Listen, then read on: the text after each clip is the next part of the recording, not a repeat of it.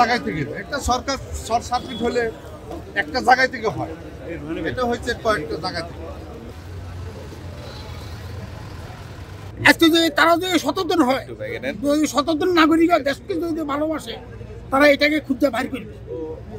বাইর করা আমাদের এবং আপনাদের সবাই দায়িত্ব। এটা আপনারাও খুঁজবেন, খালি ওনারা খুঁজবে এমন না। আপনারা দেশের নাগরিক, আপনারা সাংবাদিক, আপনারাও আপনাকে ভূমিকা পালন করতে হবে। যে দেশের এত বড় ক্ষতি কে করল? এই 50 বছরে দেখিনি ঢাকা শহরে যে সচিবালয়ের মতন ঢাকায় আগুন লাগতে। আজকে কেন সচিবালয় আগুন? জুলাই বিপ্লবী যারা আছেন, নাইট সার্ভিস, আমি এদেরকে আহ্বান জানাবো, দেশের দিকে তাকাইয়া, দেশের মানুষের দিকে তাকাইয়া যেন ভালো একটা উদ্যোগ নিয়া, ভালো কমিটি দিয়া তদন্ত করিয়া এদেরকে বাইর করা হোক। আজকে বলতে আছে বিদ্যুৎ থেকে আগুন লেগেছে, বিদ্যুৎ থেকে 3টা বিভাগের মধ্যে আগুন লাগে, ওই কোণে লাগছে, মাঝখানে, হ্যাঁ মাঝখানে লেগে 3টা 4টা জায়গায় আগুন লেগেছে। এটা কি আপনার সোজা কথা? এটা নিশ্চয়ই একটা পরিকল্পনা ছাড়া এটা কিছুতেই হয়নি। তাহলে এখানে আমাদের কথা উঠতেই পারে, ওঠারে স্বাভাবিক যে বাংলাদেশের যে ওই ফায়ার সার্ভিস সক্ষমতা কতটুকু। প্রতিটি সরকার যে বলতো আমরা সব দিকে স্বাবলম্বী, আমরা এই উন্নয়ন করেছি, সেই উন্নয়ন করেছি, মেট্রোরেল করেছি, পদ্মা করেছি, মেট্রো করেছি, এটা জানি আমরা, কিন্তু এর আড়ালে সে লুটপাট করেছে।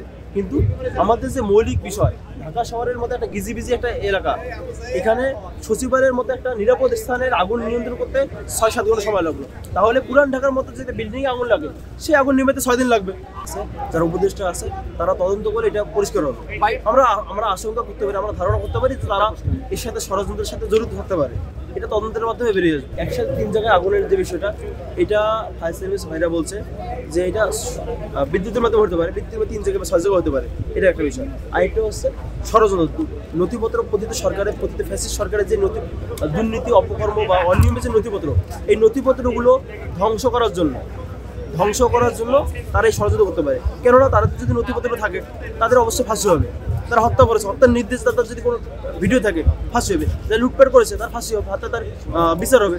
সেটা বেগম খালেদা জিয়া 1 কোটি টাকা দুর্নীতি মামলা হচ্ছে, তাকে 16 বছর গৃহবন্দী রাখা হয়েছিল। যারা 1000 কোটি টাকা লুটপাট করেছে, যারা 100 কোটি টাকা লুটপাট করেছে, যারা মেগা প্রকল্পের নামে মেগা দুর্নীতি করেছে, তারা তো অবশ্যই যাবজ্জীবন কারাদণ্ড হবে। দুর্নীতি কথাটা প্রকাশ হয়েছে, ওইটাকে ধামাচাপা দেওয়ার জন্য। আর বিডিআর হত্যাকাণ্ডের যে বিচার কাজ শুরু হয়ে গেছে, ওইগুলো সম্পূর্ণ নথিপত্রগুলো এই গুরুত্বপূর্ণ জায়গাটাতে আছে। এই গুরুত্বপূর্ণ জায়গাটা থেকে যেন সংগ্রহ করতে না পারে, এই জন্য পরিকল্পিতভাবে আগুনটা লাগানো হয়েছে।